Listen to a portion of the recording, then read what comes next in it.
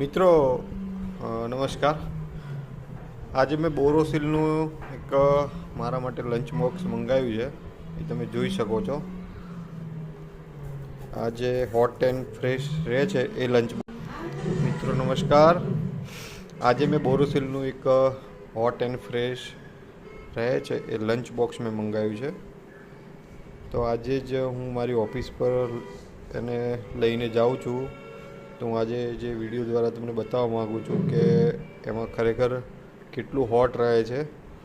એમાં મેં મારા લંચ બોક્સમાં જમવાનું ભરી નાખ્યું છે, લંચ બધું પેક કરી નાખ્યું છે। રસ છે કેરીનો, જે ઠંડો ઠંડો છે, બરાબર છે। એટલે આજે હું પાછો ઓફિસે જઈને રિટર્નમાં ફરીથી વિડીયો અપલોડ કરીશ અને એના પરથી તમને ખ્યાલ આવશે કે કેટલું હોટ છે, કેટલું કોલ્ડ છે, બરાબર।